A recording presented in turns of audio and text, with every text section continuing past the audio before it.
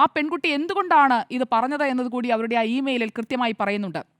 ഇവർക്ക് ഈ കാര്യങ്ങൾ തുറന്നു പറയാനുള്ള ധൈര്യം ഉണ്ടായിരുന്നില്ല. വിവാഹ വാഗ്ദാനം നൽകി ചതിച്ച മറ്റു പെൺകുട്ടികളുടെ വിവരങ്ങൾ കൂടി കേട്ടപ്പോഴാണ് തൻ്റെ അനുഭവം ഒറ്റപ്പെട്ട ഒന്നല്ല എന്ന് ആ പെൺകുട്ടിക്ക് മനസ്സിലായത്. 23 വയസ്സാണ് പ്രായം. അവരെ ചൂഷണം ചെയ്തത് അവരുടെ 21ാമത്തെ വയസ്സിലാണ്.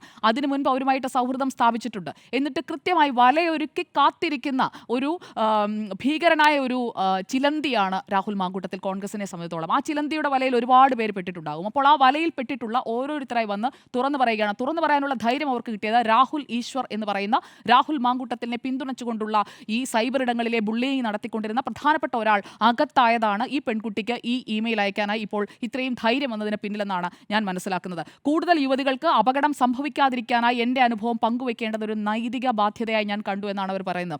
അപ്പോൾ അവർ മാധ്യമങ്ങൾക്കും ഞാനിത് അയച്ചു കൊടുത്തിട്ടുണ്ട്. അത് ഈ മെയിലിൻ്റെ അവസാന ഭാഗത്താണ് പറഞ്ഞിരിക്കുന്നത്. അതിൻ്റെ കാരണം എന്തെന്ന് വെച്ച് കഴിഞ്ഞാൽ ഈ കത്ത് ഞാൻ രാഹുൽ ഗാന്ധിക്കും പ്രിയങ്ക ഗാന്ധിക്കും വിവിധ മാധ്യമ സ്ഥാപനങ്ങൾക്കും അയക്കുന്നുണ്ട്. അതുകൊണ്ടാണ് ഈ കത്ത് കിട്ടിയെന്ന് KPCC സമ്മതിച്ചത്. അല്ല എങ്കിൽ 28-ാം തീയതി അതിജീവിതയുടെ ഈ രാഹുൽ മാങ്കൂട്ടത്തിൽ ഗർഭഛിദ്രത്തിന് വിധേയയാക്കിയ അതിജീവിതയുടെ ഈ മെയിൽ മുക്കിയതുപോലെ ഈ ഇമെയിലും മുക്കിയേനെ. കാരണം അങ്ങനെ മുക്കി സഹായിക്കുകയാണെന്നേ. അങ്ങനെ മുക്കി സഹായിക്കേണ്ട ഒരു പാർട്ടിയാണോ കോൺഗ്രസ്? അങ്ങനെ മുക്കി സഹായിക്കേണ്ട എന്ത് ബാധ്യതയാണ് സണ്ണി ജോസഫ് എന്ന് പറയുന്ന KPCC അധ്യക്ഷനുള്ളത്? അതിന് മറുപടി അദ്ദേഹം പറഞ്ഞേ പറ്റൂ.